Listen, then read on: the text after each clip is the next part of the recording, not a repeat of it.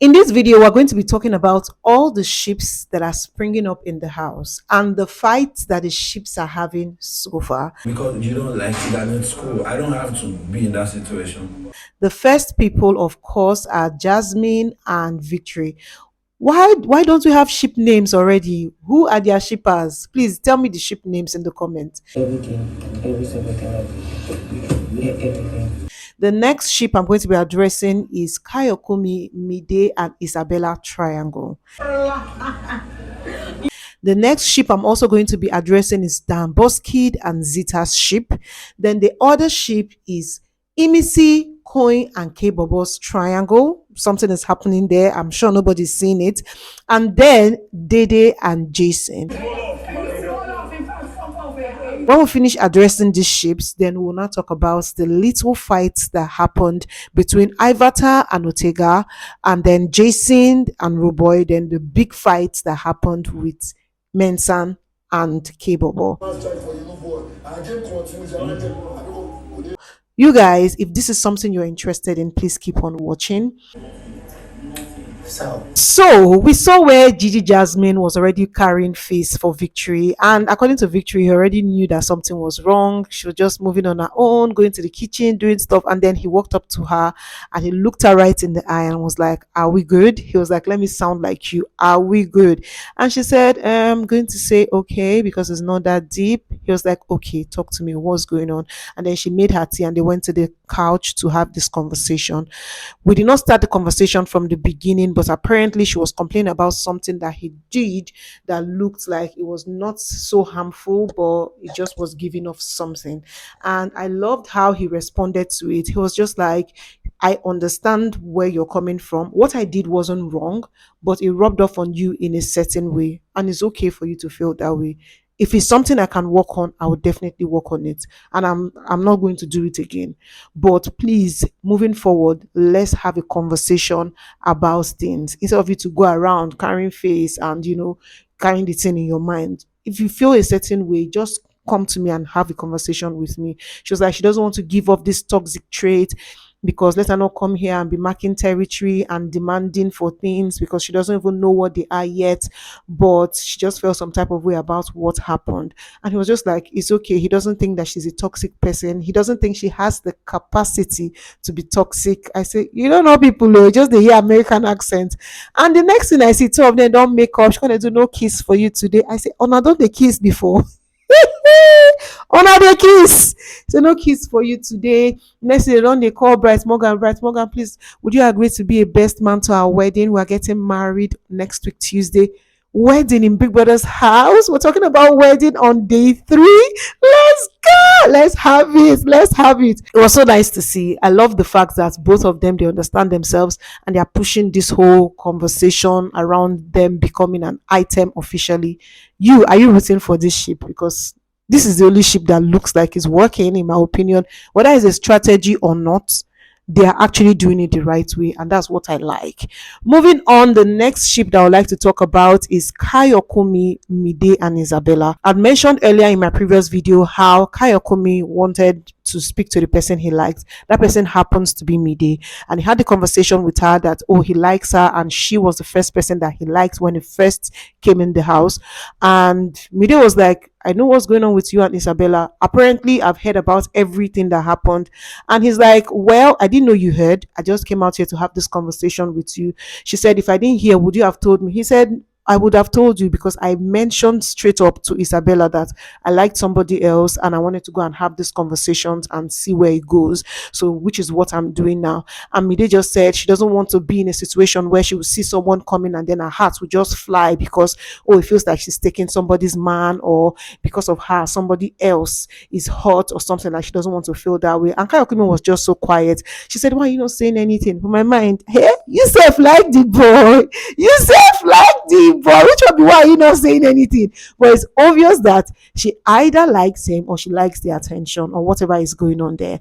But yes, they had that conversation, and at the end of the day, they do not come into any agreement or whatever. It's just, please be sure, make sure everything you are saying is clear. I don't want any problem. And he was like, he understands her. He's expecting that type of response from her and all. But this is what he feels, and he has come to say it to her. The next ship that we're going to be talking about is Dambos Kid and Zita. I don't know if I'm going to say they are boring or we don't just understand what's going on between them. I don't hear what they say. I don't know if it's the way they position their mics or it's their voice, or there's just how I'm not hearing anything they're saying. So is there love? Is there lines? What are you people saying? What's going on in that ship? If you're rooting for them, please tell me in the comments, because I don't know what's going on there. But then they look like they are becoming a ship. The next ship I want to mention is Imisi, Icoin, and Kaybobo. There's a triangle there, but people have not seen it. Right from the dinner, I'd seen how, Imisi has been, rubbing her body somehow on Coin, and then right after she did all those ones, she walks right to Kaybobo to go and also have a conversation with him. I say, you see, Abi, you they try to, play two waters, then anyone will click first, you could just stick with that one, or the person that gravitates more towards you go stick to her, because I feel like that's what she's doing. She's, playing her cards, then anybody that's, accepts her, she's going to stick to it. But I may be wrong, I don't know. But for now, I'm seeing that she's gravitating towards Kaybobo more.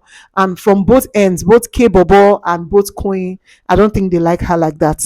But fingers crossed, we're going to see how it goes, because so far with the whole situation, emotions, fight, and everything going around Kaybobo, she has stood by him somehow. So maybe there's something there. You tell me what you think about this. The next ship I'm going to be mentioning is Dday and Jason. Even though Dday is busy saying, oh, she's in a relationship, she doesn't this, she doesn't that, she obviously is giving Jason attention, leaving her friends to go and speak with him.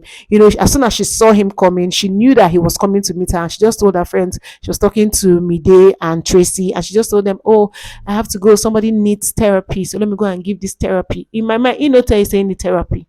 If you talk say, no, I'm with my friends, can we talk later, maybe we'll talk tomorrow, you can say that. You like him, you dey give him attention. Don't come and be whitewashing anything. And then I just saw her diary session where she was talking about, oh, he's a special friend, he's special to her, he surprised her, he has been consistent, this, that.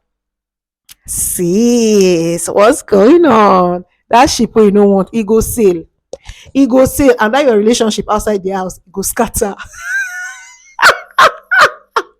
Why did I just sound like a witch? Moving on from all the ships, let's talk about the small, small fights that happened, especially the one with Icoin and Otega. These two, they've been, tension between them, and it seems the whole HOH thing when they brought their wager, a lot of housemates have been offended by Tega, because he's acting like he's the one that has the most ideas, because he's close with Jason, and Jason had put him in charge of a couple of things, so he's moving around the house with that authority as though he's the head of house. I agree with Ivater, and I agree with some of the housemates, because Tega is mostly trying to, of course, he's trying to make things work, but he's not just carrying everybody along as though he's trying to take ideas from everyone. He wants his ideas to be heard and then bounced upon, not necessarily, okay, everybody bring your ideas, then let's work on it. So I feel like that's where the issue is. But they've had this issue of, oh, Ivater suggested something, he didn't take her own suggestion, and then he wanted Ivater to be something, and then he's just mentioning to her, this is what you are going to do. And Ivater is like, what if that is not what I want to do? Anyways, no problem, I'm going to do it. And then it came up again today, and they went off on each other, cussing, get a fork, this, that. And when this whole fight was going on, Mensan was like, hey, you, and Mensan, he needs to know when to stop.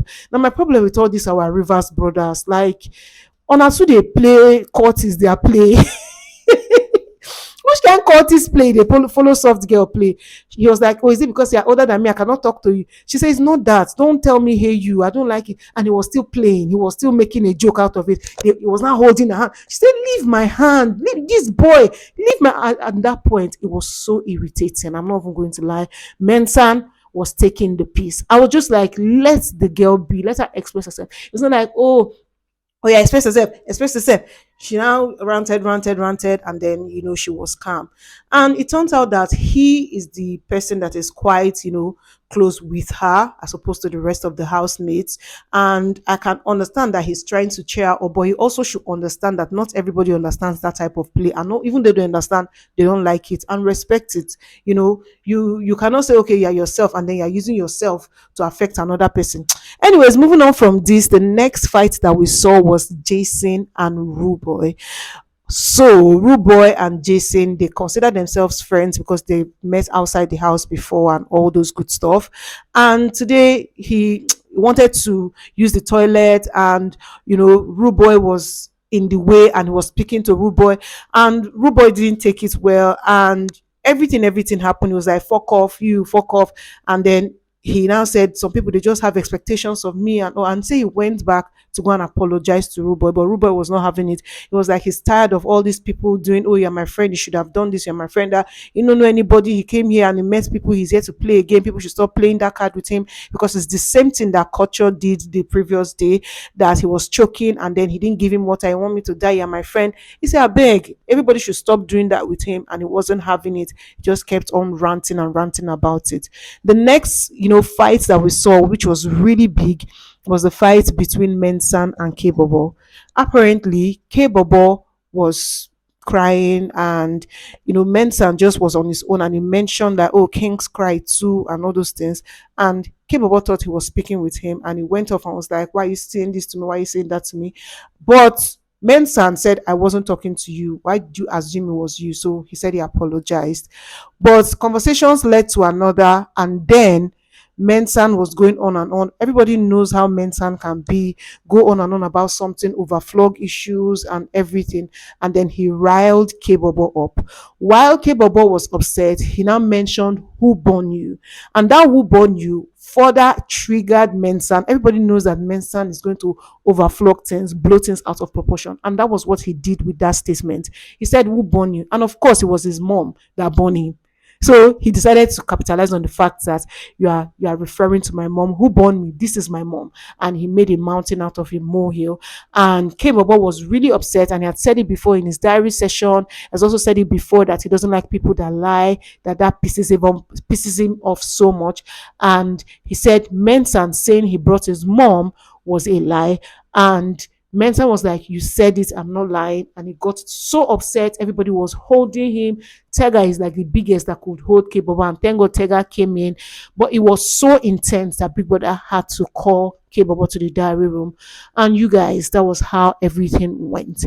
So I hope I've been able to summarize everything that happened in the house to you. And you guys, leave your comments in the comment section below.